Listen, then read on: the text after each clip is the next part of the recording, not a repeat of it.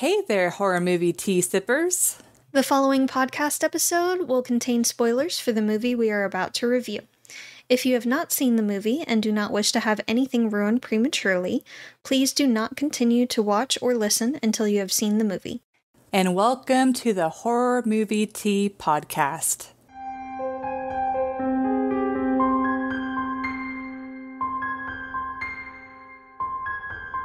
Today we are covering Insidious, The Red Door. We skipped over reviewing a few movies because we wanted to do a more recent one. But before we go into the review, let's grab our cups and talk about tea. To be fair, we did skip a few movies in the Insidious world. Yeah, we didn't. We've skipped 3 and the key one, which is the fourth one. But so we're doing the fifth. Those were technically prequels. Fair. So we continued chronologically. Fair. In the series. Fair. But anyways. I am drinking. I'm doing a repeat. I'm doing the Plum Deluxe Comfort Blend Black Tea. And yes, it is comfort in a cup. Thanks for asking. It's got black tea, cinnamon chips, orange peel, ginger, clove, and orange extract. I was thirsty, so I needed a new cup of tea. I am drinking Republic of Tea's red tea, Good Hope Vanilla. And it's got rooibos, natural vanilla flavor, and vanilla beans. And this is naturally caffeine free. Yep. But thank you to the Republic of Tea and Plum Deluxe for allowing us to continue to do what we love. And for our tea sippers out there, brew yourself a cup of tea, sit back, relax, and we hope you enjoy the review. So for the summary is pretty straightforward. Oh, yeah. So it's It's like 10 years later. Yeah. So, oh man, I should know the kid's name. Dalton, thank you. Dalton is going to college, and if you recall, he was the one in the first movie that went into the quote-unquote coma because he had been kidnapped by the lipstick demon. That's how he... I know, but it makes me giggle every time. I know, it's so stupid. So dumb. Yeah, but anyways... And he's going to art school, and he's doing like these really beautiful, like deep, like charcoal drawings. And the art instructor is kind of like almost having them do like a meditation and kind of like settle like deeper within their mind. And he like draws, and it's a door, and stuff starts like happening. And I guess one thing to note is like the parents, I hate when series do this, but the parents got divorced. And so Dalton and his father, Patrick Wilson, that's his name? It's well, I know the actor's name, but his in movie name is Josh. They are not on the best of terms. Oh, Navi. Anyway, my cat is yowling. She's normally so quiet. She's so anxious today, poor kitty. She is anxious. She had to vacuum and Anyways. But like stuff starts happening, and they still don't remember the whole thing because it plays right off of the second movie where they were made to forget again about like being able to go into the further. But then they like stuff starts happening, and it's the mom, I don't know, or the.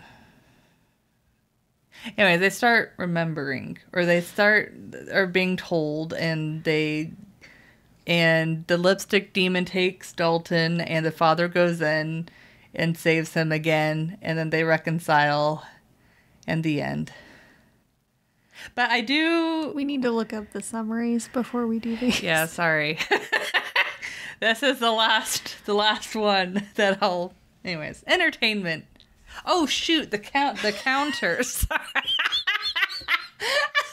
I'm gonna have such a good time editing this episode. Episode's a mess. Sorry.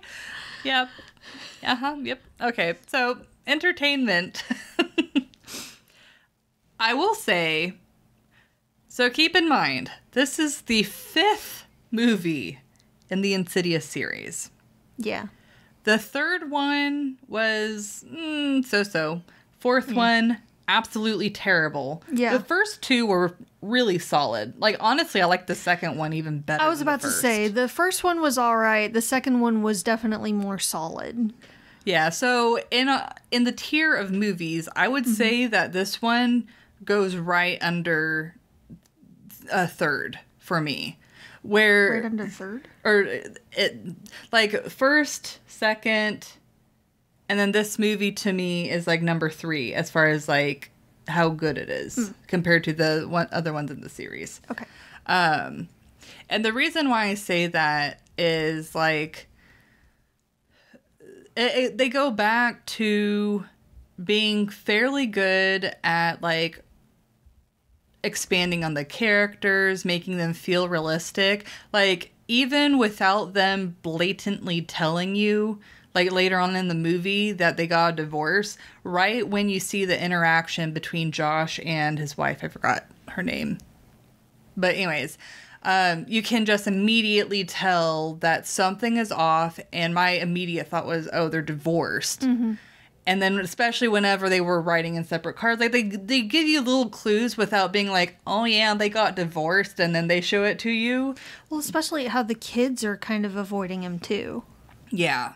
Yeah. Like, you can tell something's off. Yeah. And I like the fact that they don't like shovel that information immediately into your throat before like really showing it. Mm-hmm.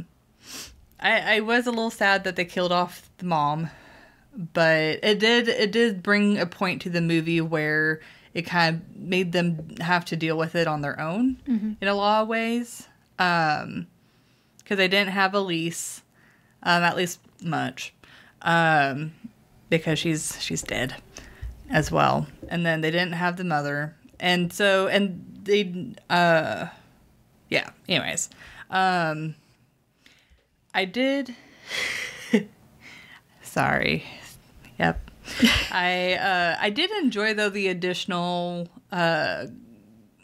characters that they brought in. Like, the art teacher was just like, I love how eccentric they made her. Yes. And it's like, you're like, that, 100% She's brutal, believable. too. Yeah, 100% believable that's an art teacher. Oh, yeah. A college art teacher, I should say. Yeah. Or professor. She did not play. Yeah, and I loved his one night roommate.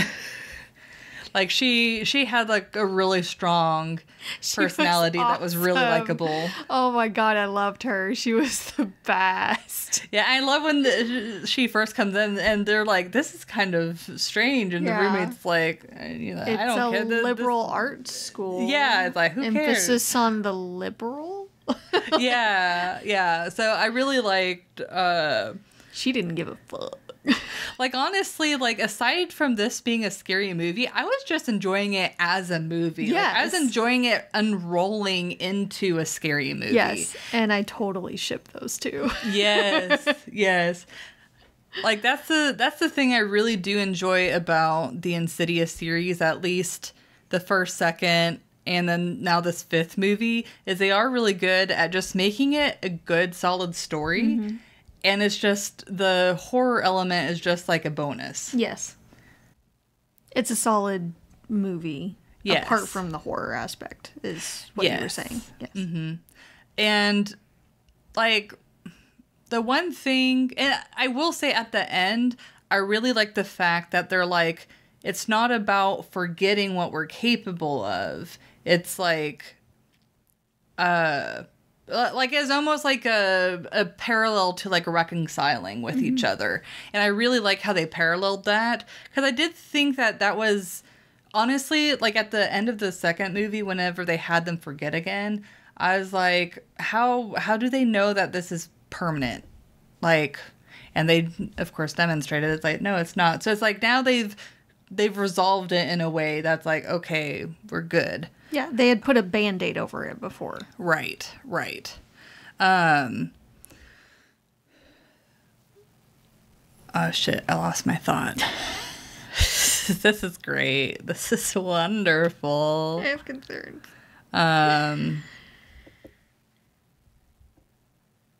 So what rating would you give it? So as far as a rating, like, this one's difficult. Because, like, as far as story, I was way more interested in the story than the scares. Oh, yeah. And as far as the scares go, I don't feel like they were quite as solid as they had been. But I did enjoy, I don't know, I'm sure you noticed it. Like, whenever Patrick Wilson or Josh was sitting in his car, you saw a figure in the background. Oh, yeah. And I was just staring at it, ready for something to happen, and it never did. Like, I like that they still continue to not go straight into just, like, jump scares. They, like, give you that, like, build up and then don't give you that release. I love that they do that, and that they've, even 5 movies in, that they continue to do that. So the scares in this movie definitely aren't as strong as the first 2, but they're still a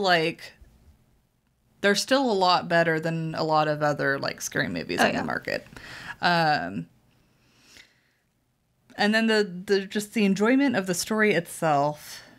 Oh, this one's hard.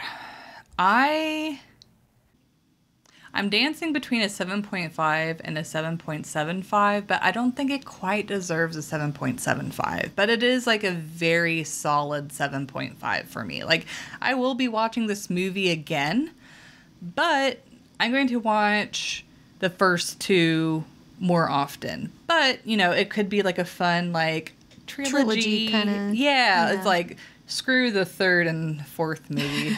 I mean, you know, canonically, as you said, they're not like... they're like prequels. chronological.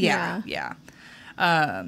But honestly, I feel like you can totally just skip those and just stick with like the first 2 and then the 5th movie. They don't really add much to the series. I know they were trying to build more off of Elise and everything, but it just didn't make sense to do so. Yeah, but we'll maybe cover those one day. Yeah. But yeah, solid movie, especially for being a 5th movie. Oh yeah. But not as good as the original 2. So rating it was a little easier for me. I give it a solid 7. I will watch it again, but not so much for the horror aspect. The movie itself was, like, the story itself was what I was more watching it for. Yeah. The scares, like you said, are not quite as solid.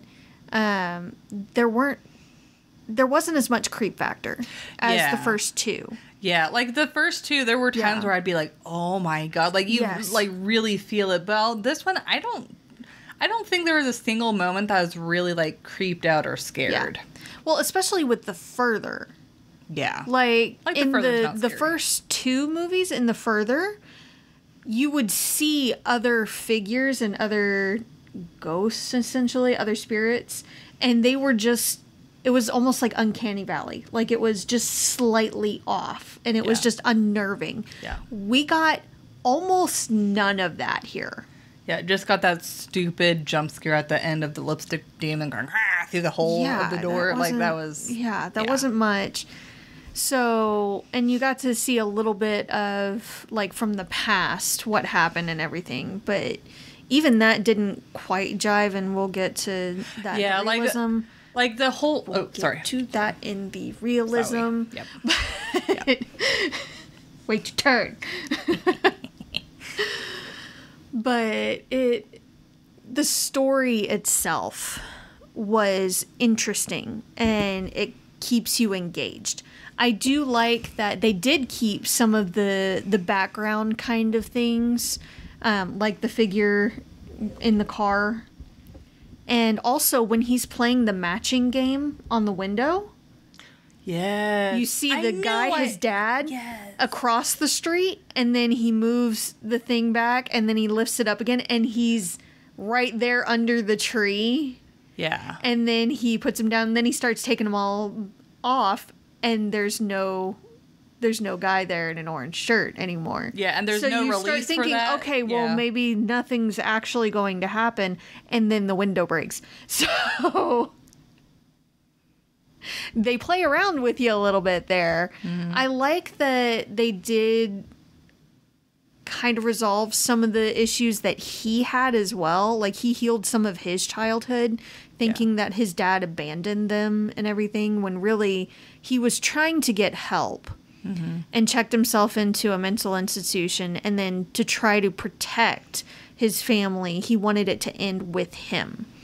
So he ended his life, or unalived himself, unfortunately.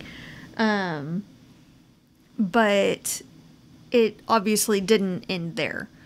And there was that moment at the end of the movie where he got to see his father. Yeah. And there was some resolution there as well. So I like that they try to make it a point in this movie to destigmatize men specifically getting mental help. Yeah, and I like that whole dynamic with him or Josh and his father. It didn't feel forced. It felt fairly natural. That one felt fairly organic. And I also love that Dalton was the one that suggested, have you ever thought of getting help maybe? Yeah. Because the dad's like, I'm just powering through. I'll figure it out. I'm just in a fog. Basically making excuses. Because that's kind of what it was. Yeah. But there's been such a stigma about men getting help and showing emotion and being emotionally mature. So I'm very glad that this movie tries to show that it's good for men to get help as well. It's okay for them to show emotion. And even with that message, it doesn't feel forced. It really doesn't. Like, because you see Josh going through suffering, and it's from that suffering that he realizes, like, okay, I do need help. I need help. Yeah. I need to figure it out. Yeah. And he does try first to see if there's a medical reason versus psychological of what's going on with him. But once he rules that out, okay, there's something mental that I need help with. That scene was not okay. See, that I felt like was one of the more kind of scares. Maybe it's because, like, MRI machines in general just, like, kind of ook me out because you're, like, closed in. Yeah, they're not fun. Trapped. Yeah. I've never been in one, but they're loud as hell, too. Loud as hell. And I didn't get the headphones that he got. But, I feel like it wasn't quite necessary, personally. But it is interesting how they discover astral projection and he's exploring it, and at first it's kind of this cool ability and all, and it's almost a parallel from the first movie I floated away tonight, I watched myself sleep, and then I flew away. So that was a nice little callback there of this is a cool little weird dream type thing, and then he realizes it wasn't a dream, that really happened. That's really cool. This is a neat ability. I like how and then there's both danger. Dalton and Josh like are able to start doing that just like in completely separate ways, because I feel like that was a whole scene with the MRI is like Josh was almost like settling like within himself, and the ghosts are like, ooh. And like you, I appreciate the resolution from the second movie, because I really didn't like in that one how they basically did, like I said, put a Band-Aid on it. Yeah. Because that's a temporary measure. I was sitting there wondering, okay, well, even if it does work for them, what if Dalton has a kid and they can astral project, and then they're in this whole situation again? Yeah. So that doesn't really fix anything. Yep. It just kind of sweeps it under the rug. And that's basically what happened with the relationship between the parents and even with the dad and the kids, because they had seen the dad chasing them around. They didn't explain to them what happened and all and try to fix it. So the mom was basically left alone and trying to keep things together. And that's too much for one person. That's way too much for one person. Yeah. So it's not surprising that they got divorced. It was sad that happened, but at the end it looked like they might have a chance to get back together. They've got some stuff to work out for sure. Yeah. So that was nice. And I really like the progression of the art piece with the door. Yeah, that was and how you cool. see a figure there and how they use that scene with the hammer. Yeah. That was awesome. Yeah. That was well done. So there are things that this movie did really, really well and other things that it fell just a little short on. Yeah. It definitely fell a little short on the horror thing. I also didn't appreciate the vomit in the face. That was unnecessary. Again, why do you need to show it? Why? It's just gross. It's not scary. It's just disgusting. And there's a difference. There's a big difference. Yeah. So, stop. Yeah. That's even worse than jump scares to me. They're on the same level to me. They're on the same level. And there were most of the scares, not all, but most of the scares, quote unquote, in this movie were jump scares, which are annoying. But, But that's what I got. It's just a solid 7 for me. But for one of the sequels, especially the fifth in a series, absolutely pretty amazing. decent. This is the type of level that I would expect from a sequel. Oh yeah, honestly, yeah. But their sequel is even I liked better than their the first. sequel better than the first for sure. Like I said before, this one, story-wise, I actually think I might prefer it a little more than the second, but all round, I think I prefer the second just a bit more. I do actually prefer this one to the first, though. Oh, really? Oh. Mostly for the story, but yeah. Mm-hmm. The roommate makes it, man. Yeah, she is pretty awesome. I love the roommate. She's amazing.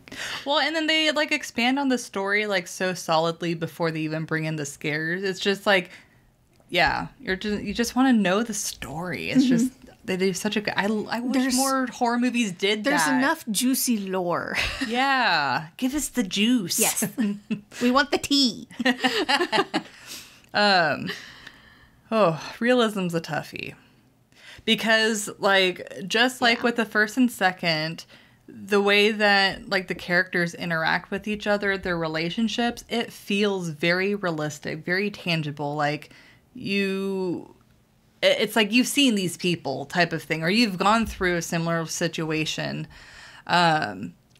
So, and I love the fact, kind of building upon that, I love the fact that they don't make the mom absolutely despise the ex-husband. Yeah, it's still mostly an amicable relationship. Yeah, it is, I would say the majority of divorces, the pair that is no longer together don't hate each other. Yeah. It's just if you've lived long enough and you realize you've grown apart or whatever, you separate. It doesn't have to be this hateful, vengeful thing. And I feel especially movies are so bad about that. Oh yeah, for sure. Where even if it's not so much an amicable split, they can still remain civil to each other, especially where the kids are concerned. They don't badmouth the other person, especially in front of the kids. Right. Yeah. You can be adults about it.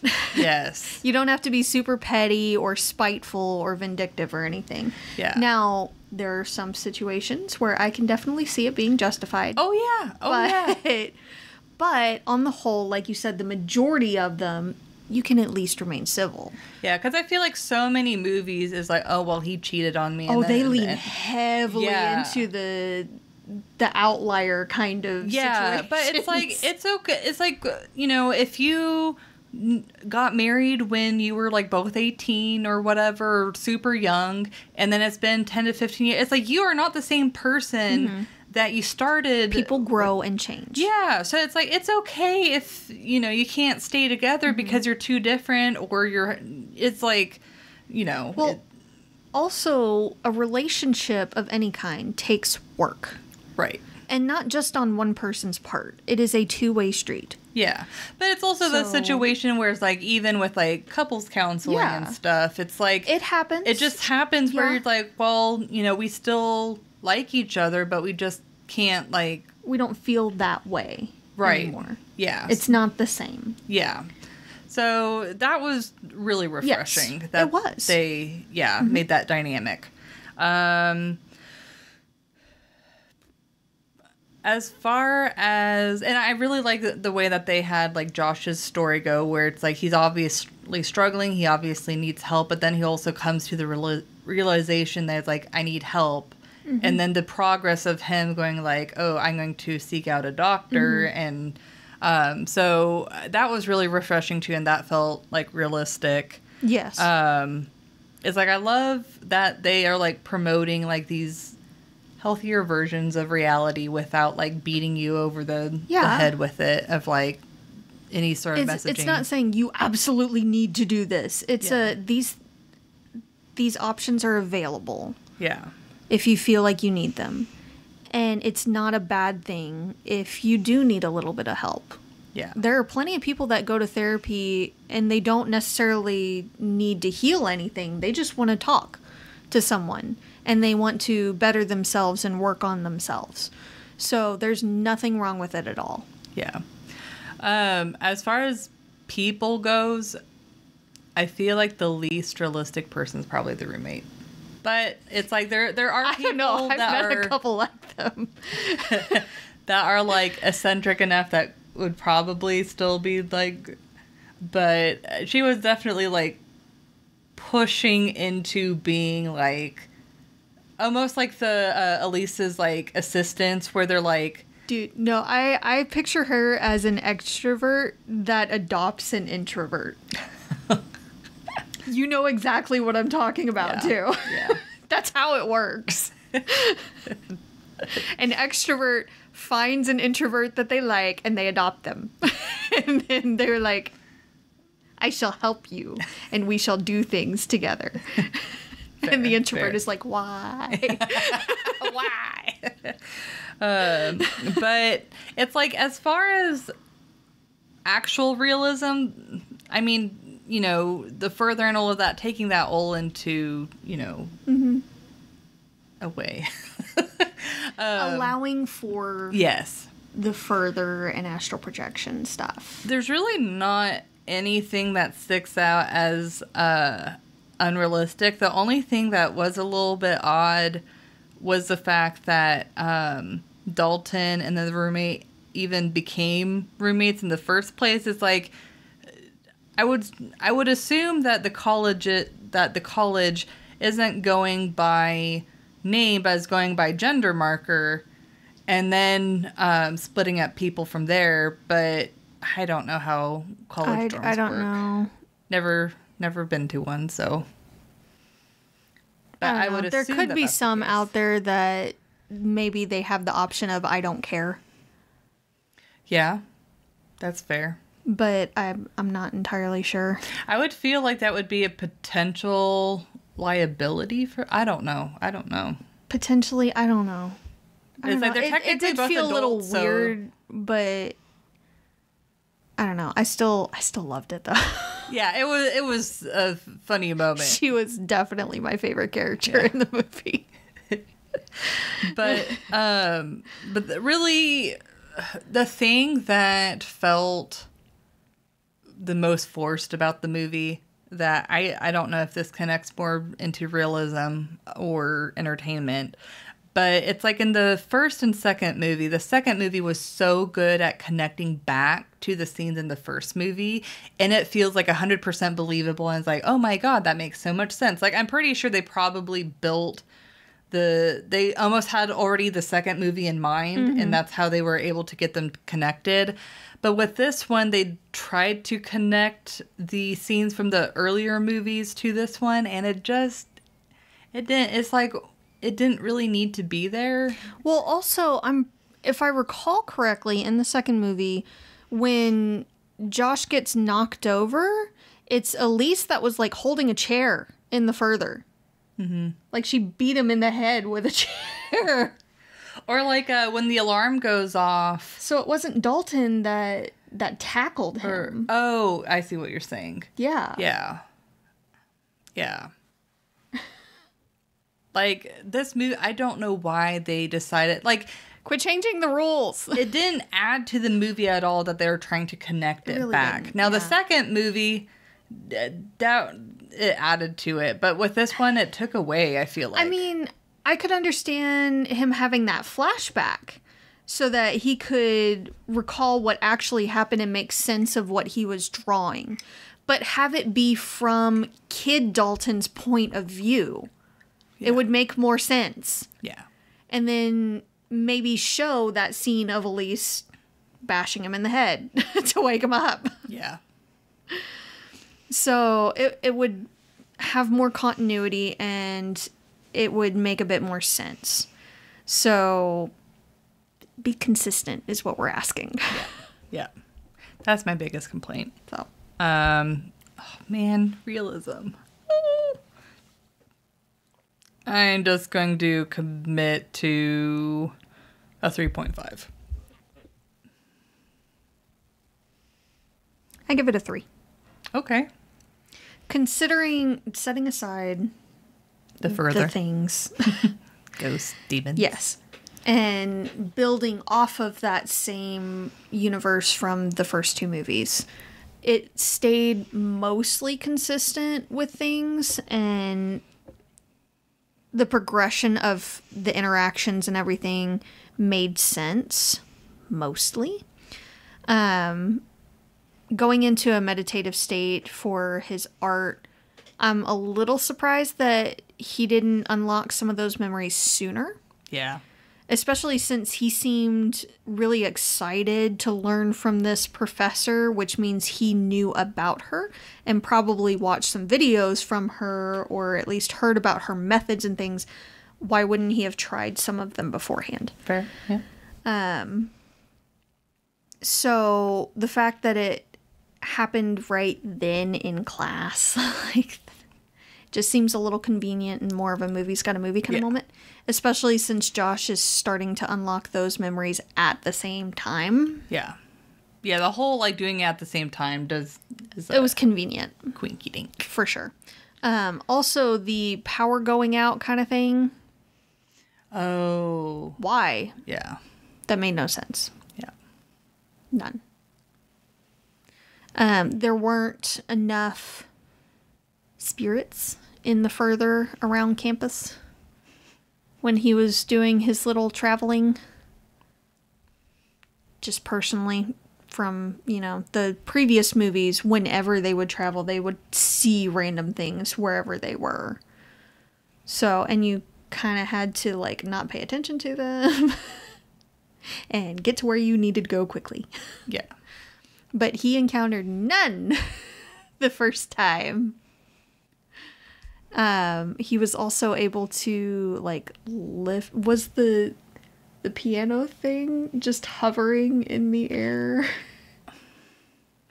I mean, in the first two movies, like, the walker would move or something, but it was a quick thing. So I guess they were trying to kind of allude to that or call back to that, but it just seemed a little weird. Yeah. I do like that they brought her song back into it. Yeah. That was sweet. I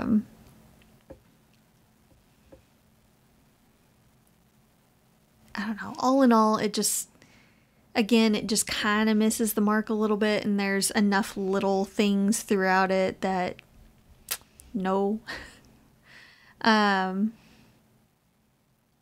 even as eccentric as the roommate chick is, Chris, the way the frat guys responded to her made no sense whatsoever. Yeah.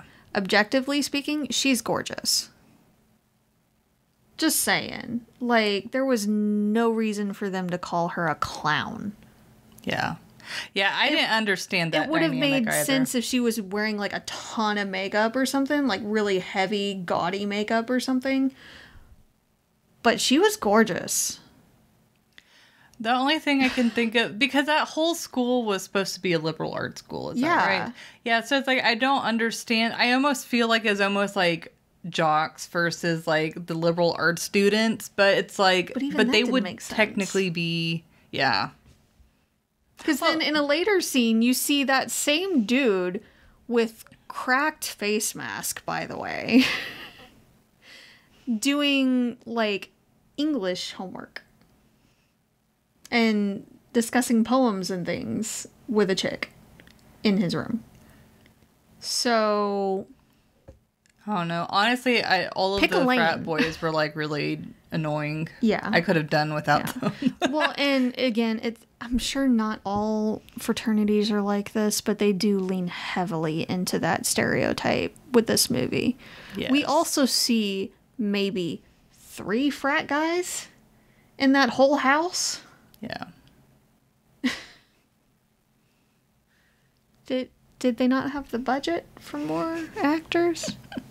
Could pull some college students off the street, I'm pretty sure. But okay. Yeah. So I give it a 3 for realism. Yeah, that's fair. But yeah, it's like overall, like, especially being a 5th movie, we can't harp on this enough. Especially for being a 5th movie, this is like a really solid movie. Yeah. And like chronologically, it being the 3rd movie, it definitely feels like it doesn't feel like jammed together. No, it feels like a natural continuation. Yeah. I love that they use the same actors. Yes. For the kids especially. Yes. Like they didn't get brand new people. They legitimately waited 10 years and used the same actors. Yeah. That was great. Yeah. Yeah. That was fantastic. Yeah, that was very nice. So there was still that same chemistry, that organic feeling. Yeah. So that was nice. Yeah. So it's like, I definitely, like, if you enjoy the Insidious series, I think this one's like a good one to watch if you haven't watched it. It's not as bad as the Key one and the Elise one, and yeah. Or are they the same one? I don't even really remember like, I know the 3rd one. The 3rd one is the girl that like got hit by a car. And it's like an old man that's like trying to... I think I blinked out on that movie. That one I have watched like a handful of times because there are like some good scenes, but... It's such a void in my mind. Yeah. Yep. But we'll get to those at some point eventually, I'm sure. Yeah. But thank you for joining us today, and let us know what you thought of the movie. I would be really curious to hear your ranking of the Insidious movies.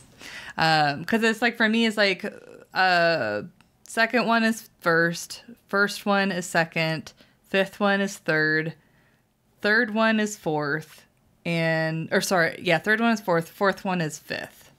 For me, as far as yep. Anyways, if you'd like to recommend a movie, game, or tea, you can leave us a comment or join our Discord server. And if you'd like to keep up to date with our content, you can find our link tree listed below. We also encourage our viewers that if you are having some troubles in your life, please reach out to someone that can assist. Even if it's just a friend, family member, but mental sources are available as well. Please seek help. It's not a bad thing. It's okay to not be okay. Yeah. I'm definitely one of those people that's like, everybody needs to go to therapy. Everyone. Everyone has something that they need to talk about. I feel like there is benefit from it, even if you feel like you don't have any trauma that you need to heal. Yeah. It like gives you the tools to navigate like stressful situations Yes, better, even if you're not absolutely. necessarily going through something like super hard yourself. It helps to have someone to talk to, someone objective to Yes, talk someone to. objective, yes.